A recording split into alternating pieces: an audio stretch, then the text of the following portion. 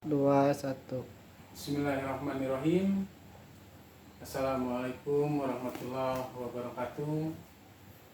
Alhamdulillahirrabbilalamin. Akhrajanas minal zulumati ila nur. Ma'anzalna alaika Qur'an litasqa. Wassalatu wassalamu ala sayyidina Muhammadin sayyidil awalina wal akhirina wa ala alihi wa sahbihi wa man ittaba bihadihi ila yaumil. Para permisa dan pendengar setia TV4 Coin, pada malam hari ini kita akan membicarakan obrolan misteri, yaitu di Padepokan Ruqyah Kiai Pondok. Yang telah hadir di sini yaitu Ki Tarik Jiwo, praktisi atau paranormal kegoiban, tapi di bidang ruqyah. Tidak terlepas dari Al-Quran dan As-Sunnah, kita akan membahas obrolan-obrolan mengenai cikal bakal beliau menjadi seorang praktisi goib untuk menyembuhkan para pasien tanpa ditarik sepeser pun. Itu tergantung kepada keridoan si pasien tersebut. Baiklah, untuk pertama-tama, gimana Ki? Kabarnya sehat Ki? Alhamdulillah sehat. Bagaimana kisah Aki sehingga bisa terjun ke dunia praktisi? Tentunya ada beberapa amalan atau beberapa pengalaman masalah goib yang nanti akan disampaikan di YouTube, tentunya untuk didengar oleh para subscribe TV4 Coin. Silakan Ki, kisahnya gimana Ki? Pertama-tama Ki. Assalamualaikum warahmatullahi wabarakatuh. Pertama-tama saya bisa terjun ke dunia goib, ya bisa dibilang goib gitu. Yang pertama ketika awal mulanya ketika mengobati tetangga kita yang kena kesurupan. Kiriman santet ya? Itu ya betul, berupa kiriman santet. Waktu itu saya nggak bisa apa-apa, cuma modal keberanian doang. Nah, singkat cerita, saya mengobati yang kena santet. Nah, waktu itu saya cuma istilahnya hanya modal keberanian dan doa-doa yang dari Al-Quran saya bacakan ya. Ya alhamdulillah lah bisa keluar si ininya. Tapi akhirnya gimana? Kita yang serang balik. Nah, waktu diserang balik ini puncaknya ini mah ya. Saya dibawa ke alam goib. Kayak di dalam gua yang gelap, nggak kelihatan curug sama sekali. Gelap aja. Waduh, saya gemetaran itu. Kalau saya nggak bisa balik ya udah, saya sengklek sampai sekarang. Asli gitu, nggak bohong. Nah, setelah itu saya baca-baca, alhamdulillah bisa keluar. Nah, dari itu setiap malam banyak kedatangan makhluk goib yang menyerang saya. Misalkan gagak, terus siluman singa barong, terus kingkong, wah macam-macam pokoknya. Sampai saya nggak bisa tenang selama 1 bulan lah. 1 bulan diganggu terus. Nah, setelah itu saya pulang mudik kampung, nanya-nanya ke kakak saya, ada saudaranya yang bisa ngobatin, udah baca itu aja. Baca basmalah 7 kali, tahan nafas, ya alhamdulillah hilang itu. Nah, semenjak itu saya mulai Terjun, menekuni bidang goiban. Oke. Yang pertama saya berguru ke diajak dulu ke pemijahan. Dari pemijahan saya dapat ini apa namanya, Pusaka kak. bukan pusaka, dikasih semacam pasir lah, semacam pasir untuk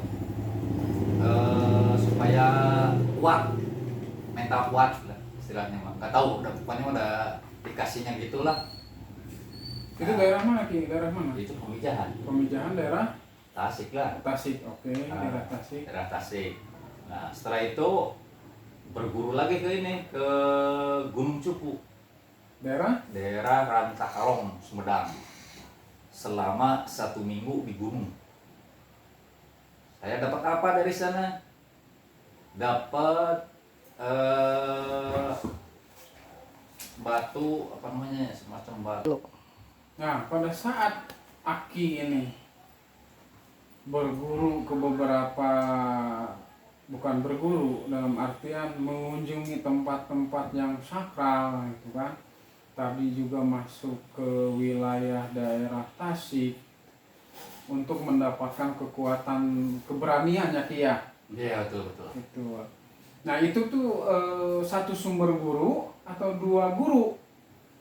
Kalau guru mah banyak, terus terang, secara gentleman gitu ya. Oke. Nggak lebih dari 1. Yang pertama, kalau di pemijahan ya, cerita dulu saya. Ya, silakan. Di pemijahan itu dibuat tempat sama teman. Oke. Terus yang kedua ke Rancakalong. Itu Rancakalong mah ada temen ngajak saya, dikenalin sama si Uyut. Akhirnya saya jadi muridnya. Nah, habis dari sana saya disuruh tirakat dulu. Tirakat selama seminggu makini. Nah, singkat. Nah, melakukan tirakat itu mati geni. Itu seperti apa Ki? Nah, kalau mati geni cuma syaratnya nggak bisa makanan yang padat, minum, pokoknya mah nggak boleh apa-apa lah selama 1 minggu. Ada wiridnya Ki? Ada dikasih. Nah, contohnya gini, sebelum melakukan amalan tersebut, kita itu diberi ini dulu, disuruh ngapalin dulu mantra-mantranya. Udah apa baru mulai. Nah, kadang kan ditanya dulu sama si Buyut tuh, udah hafal belum? Udah, baru kita mulai. Nah, di situ di dalam rumah disediakan kamar. Nah, di kamar tersebut saya terus aja ngewirid itu, nggak tidur, nggak apa, selama 7 hari 7 malam. Nah, saya sanggup. Pas dilaksanakan cuma kuat 2 hari setengah. Tuh kuat. Kenapa Ki sampai ngaku seperti itu? Kenapa Ki? Lemes. Lemes asli bisa nggak? Tengok bohong ya. Bener istilah nama, aduh lemes saya, lemes bisa. Akhirnya dikasih saran sama si Uyut, udah aja, jangan makan mutih. Akhirnya diganti sama mutih selama 7 hari. Nah, kalau selama 7 hari mutih berarti dikasih makannya cuma Indomie sama endog sama telur. Ya selama 7 hari tamat itu mah lancar. Posisinya tetap di rumah ritualnya? Ritual di rumah. Di rumah masing-masing atau Di rumah guru? si Uyut. Oh, di rumah gurunya ya? Ya, di rumah guru. Nah, dikasih kamar. Oke. Tempat meditasinya. Udah selesai 7 hari. Nah, puncaknya besoknya langsung berangkat ke gunung. Gunung Cupu. Gunung Cupu. Namanya Gunung Cupu. Daerah Rancakalong ya? Rancakalong. Dengan jarak sekitar 2 jam perjalanan. Itu jalan kaki Ki? Jalan kaki asli naik ke atas. Nggak ada kendaraan sama sekali. Pada saat pergi malam atau pagi? Oh, pagi. Pagi. Datang Pagi. ke gunung? Datang ke gunung jam 12-an. Jam 12 siang. Jam 12 Oke. siang. Herannya gini, si Uyut udah tua, tapi jajan. Itu umurnya berapa? Ya Kira-kira gurunya? umur kita 80-an lah. 80 lebih, hampir 90. 90 tahun. Nah, kisah ini tahun berapa Ki? Waduh, kalau bisa diperkirakan itu Kalau tahun 90 ada? 90-an. 92 gitu ya, 92-an itu mah. Oke, lanjut Ki. Tahun 92-an. Nah, setelah itu sampai ke puncak gunung, napas, ngapa-ngapa, nanjak terus ke atas. Nah, setelah itu pas di puncaknya ada makam besar. Ya, keramat lah, makam keramat kalau dibilang mah makam keramat. Nah, udah makam keramat. Biasanya makam keramat tuh panjang. Ya 2 emang meter. panjang. 2 meter ya? Ada 2 meteran mah ada. Cuma ada satu, nggak ada makam-makam yang lain. Waktu itu mah ada yang kelihatan mah ada satu, tapi yang kecil-kecilnya ada banyak. Itu Ya, masuk pengikutnya. hutan itu? Masuk hutan, jalan setapak, Oke. nggak bisa kendaraan juga nggak bisa lewat sebenarnya. Nah, setelah itu saya disuruh duduk di makamnya, berdoa sama si Uyut. Nah, habis itu nggak tahu apalah, ambil dari makamnya tuh ada berupa, nggak tahu narik apa si Uyut ya. Saya juga kurang apal itu, udah malu masih polos, Masih awam ya? awam masa itu mah. Nah, setelah itu tarik sama si Uyut, dapatnya batu combong. Nah, ini kamu yang diinginkan, cek si Uyut ya. Nah, kenapa dapat batu combong nih Ki? Justru itu yang saya kehendaki. Tujuan utama saya biar ada pengasihan gitu, biar saya ada Daya tarik untuk daya perempuan tarik. gitu. Ya istilahnya mah kalau zaman dulu kan masih kena ini seneng gitu, jadi bisa biar dikagumi gitu lah. Nah, setelah dapat itu kan batunya model batu biasa tapi tengahnya bolong. Oke. Nah, terus disuruh dibungkus sama kain putih. Ada uang logam, terus kayak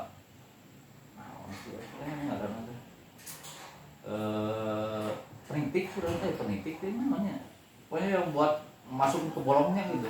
Nah, cara nih khasiat batu combong itu pada saat dipraktekkan ke perempuan bagaimana Ki? Waduh, itu Caranya itu. gimana itu caranya Ki? Langsung tokcer. Asli itu. Caranya gimana Ki? Caranya gini, udah dibungkus rapi. Nah, Misalkan nama perempuannya samaran Luna misalkan. ya tinggal gini aja. Ada mantranya. Kasih mantra ini buat apa? Misalkan tujukan ke si Anu, ke si Luna. Nah, saya bacain mantranya. Yupin, wah. Udah baca mantra, langsung datengin, langsung tiup dia. Ya udah, ngicik terus sampai Itu 3 orang. Langsung Ki. Langsung tokcer. Tanpa sadar atau dengan sadar dia menyukai Aki pada saat itu? Oh ya tanpa sadar. Tanpa sadar itu. Terus apa yang dilakukan Ki? Ya. Kalau sudah mendapatkan perempuan itu? Ya akhirnya mah Pacaran atau gimana? ya biasa, kenalan, chat-chatan. Kalau zaman sekarang mah dulu kan nggak ada HP, nggak ada apa-apa, jadi kirim surat lah. Jadi lancar, ya yang dari Garut, yang mana pokoknya tiap kenalan langsung tembak langsung, sering saya bawa itu mah. Nah itu benda tersebut ada pantangan. Nah, pantangannya apa Ki ini? Nah ya, kalau pantangannya pertama nggak boleh dibawa ke WC, Kamar mandi. kamar mandi nggak boleh sama sekali, harus ditaruh dulu di luar. Nah itu pantangan pertama. Kalau lupa gimana? Kalau lupa ya otomatis daya Kekuatan si batu kekuatannya itu. menghilang. Terus kalau pengen ini lagi, sering-sering tiap malam Jumat dikasih wewangian. Nggak pakai kemenyan nggak? Enggak pakai wangi, minyak. Pakai bunga 7 rupa? Enggak, cuma dikasih wangi-wangian aja. Oke. Nah setelah itu udahlah, itu mah apa berenang yang apa namanya, cewek-cewek pada kirim surat banyak pokoknya mah. Dulu mah kan nggak ada HP. Betul, nggak ada HP. Jadi surat Via pos. via pos. Wah, aku mah udah seneng lah gitu mah. Pokoknya mah kayak Arjuna. Nah, setelah itu saya guru lagi. Berguru lagi kemudian. Berguru lagi ke ini di daerah Bandung gitu mah. Oke. Di daerah Pokoknya daerah Bandung aja lah ya Ki ya. Bandung aja. Nah itu untuk apa Ki berguru ke sana Ki? Nah, itu mah berguru ke sana mah itu kan minta kewibawaan. Oh, kewibawaan. Oke. Yang pertama, wah itu mah sering saya ada 2 tahun lah berguru ke sana. Dikasihnya macam-macam, ada yang isim, terus ada yang apa namanya, banyak kan isim, terus yang paling gede itu macan kumbang. Wibawa termasuk kekebalan nggak masuk? Kekebalan bisa masuk itu Masuk. mah. Itu ritualnya berapa lama Ki? Ritualnya teh kalau untuk apa namanya yang harimau cuma 7 hari. 7 hari 7 hari puasa puasa biasa itu mah. aja. Oke. Nah, setelah puasa biasa selesai, amalkan. Kalau misalkan kayak pidato lah, jadi bisa ada wibawanya gitu. Iya. Wibawa ya tambah gagah gitu lah. Jadi disegani sama orang-orang. Disegani Tujuannya sama mah. banyak. Nah, setelah zamannya jahiliyah dulu, saya waktu itu di apa namanya, wah pokoknya mah kalau zaman jahiliyah mah banyak lah, kayak misalkan pengen anu mah ada komplit. Nah, untuk apa namanya supaya balik lagi ke semula, bukan maksud ke semula gitu ya, maksudnya pengen Ini benar-benar perjalanan gitu. ini kan perjalanan golongan kiri tentunya Ki ya. Oh jelas itu mau kiri semua, nggak ada yang sudah kanan. Aki jalani selama berpuluh-puluh tahun. Beberapa Itu tahun lah. perasaannya bagaimana gitu? Wah, kalau perasaannya itu kayaknya kayak relax gitu, enteng. Tapi untuk ibadah masih dilakukan. Wah, Kayak kalau sholat segala ibadah mah macam. sengklek lah. Bilang bentong. Sengklek bagaimana gitu? Ini harus dijelaskan ini kepada pendengar setia ini. Sengklek itu bagaimana gitu? Kalau udah pakai Berarti ibadahnya jarang. jarang betul. Kadang kalau lagi ingat ya sholat, kalau enggak ya lempeng. Nah, berarti pendengar setia TV Porkoin bahwa amalan-amalan dari golongan-golongan kiri, kita memohon bantuan kepada jin-jin kafir, ternyata ada efeknya tadi sudah disampaikan oleh Kitarik Jiwo, yaitu sulit untuk melakukan ibadah terhadap Allah ya Ki ya, betul ya? Betul. Itu yang dirasakan kan? Pas bisa itu. Itu. Nah, untuk selanjutnya bagaimana gini? Kok Ya. sampai bisa terjun nih ke praktisi? Terus Nah, apakah pengalaman gaib ketemu makhluk-makhluk gaib gitu sudah biasa atau tetap saja ada perasaan takut gitu? ya kalau dulu mah emang pas pertama kali terjun melihat itu, wah takutnya bukan ketulungan. Sampai 3 bulan kayak dikirim santet gitu, bisa diperlihatkan ini apa kelihatan semua itu jelas, sampai saya ketakutan gitu. Nah setelah berguru ya bisa dikendalikan, itu udah biasa lah. Mungkin kalau orang baru melihat mah pasti Takutan. tapi kalau udah biasa mah ya udah. Tapi pada saat itu Aki lari nggak nih? Ya namanya juga pertama ya lari lah. Lari tapi lama-lama mah udah. Penampakan apa Ki yang sangat menyeramkan? Yang paling menyeramkan itu semacam singa barong kalau nggak salah mah. Itu pas datang singa barongnya itu pas Aki dalam keadaan tidur atau dalam keadaan sadar seperti biasa? Nah itu banyak ininya, banyak apa namanya, macamnya. Ada ketika tidur dimasukin, ada di dalam mimpi. Oke. Nah di dalam mimpi mah macam-macam. Ada yang waktu pas Itu pada saat nyerangnya ya, makhluk Nah. gaib ini nyerang pada saat Aki tidur. betul. Yang pertama itu, yang pertama pas lagi tidur, didatengin sama vampir. Vampir. Sampai saya berusaha untuk melawan. Ya sekuat tenaga lah, namanya juga dikasih ini. Sampai saya baca doa Sulaiman, doa Kulhukening, udah apa, tapi nggak mempan. Loh, kenapa bisa nggak mempan gitu? Ya namanya juga kiri-kiri. Kiri-kiri itu lebih tinggi katanya, ya kalah lah. Akhirnya tangan saya potong, dimakan sama vampir. Hilang Di aja. dunia goib. Di dunia goib tuh. Potongnya ya. Oke. Potong satu, tangan kanan kiri ya dulu teh. Kalau nggak salah mah kanan.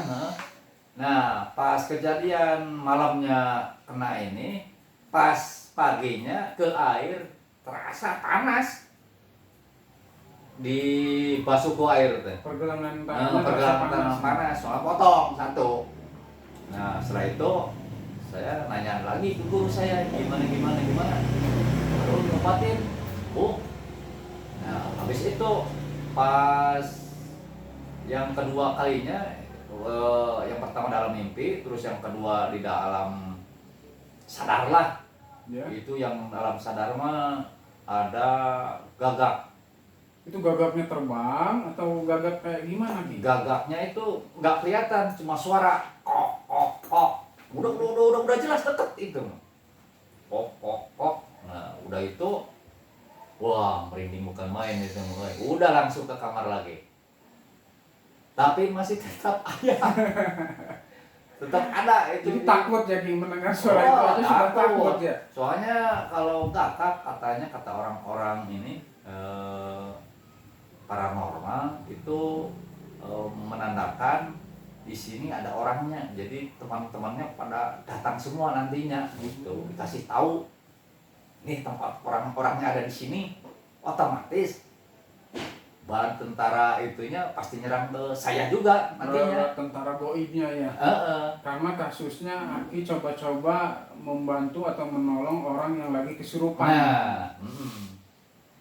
Nah habis itu ya udah berapa bulan tuh nggak bisa tidur, nggak bisa apa, selama 3 bulan kalau nggak salah di Gang Gayong.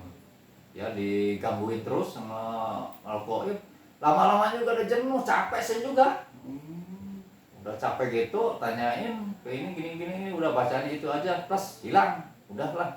Itu nyerangnya sampai sejauh mana gitu Ki? Wah macam-macam kalau menyerang. Paling jauh itu kemana itu sampai mengikuti makhluk goib? Nah ceritanya saya mudik ke Jatiwangi. Nah dari Jatiwangi juga diikutin, saya kira nggak diikutin, nggak tahu dulu mah. Soalnya kan dulu mah, wah ini udah naik mobil mah aman.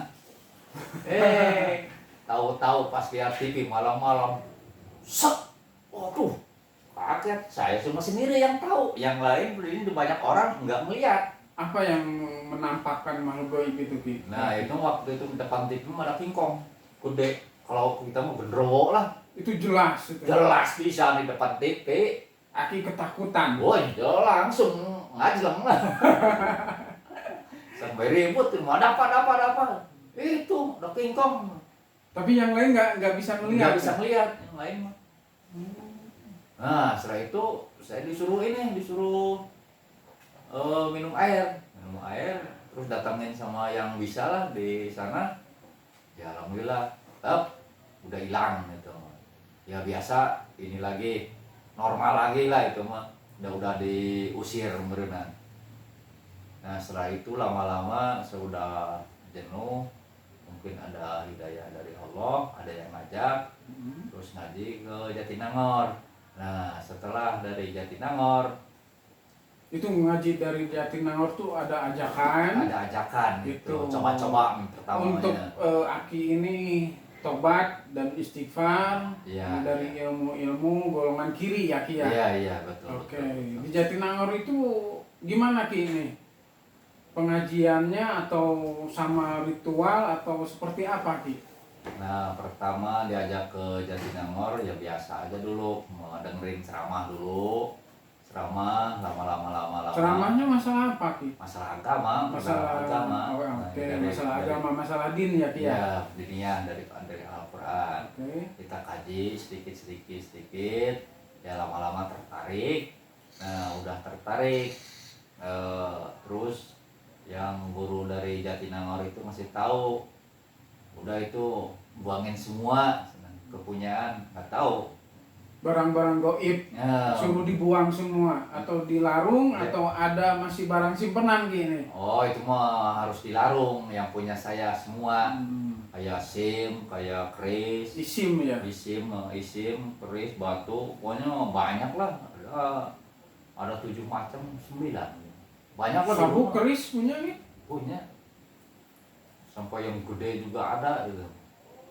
Yang gede apa Ki itu? Yang gede mah macan, bengker macan, bengker sabuk macan. Sabuk ya. Sabuk macan, harimau. Itu yang paling gede itu mah. Di bawah juga kelihatan. Nah, setelah itu disuruh dilarung. Nah terus kita diobatin supaya keluar semua yang dari badan. Itu juga nggak cukup sekali, sampai 7 kalinya baru sembuh. Untuk dikeluarkannya, Untuk diruqyah dikeluar, lagi, diruqyah aku lagi, diruqyah lagi gitu kan. Nah, diobatin lagi, Diobatin lagi. ya supaya bersih lah. Ya, supaya kembali ke jalan yang benar.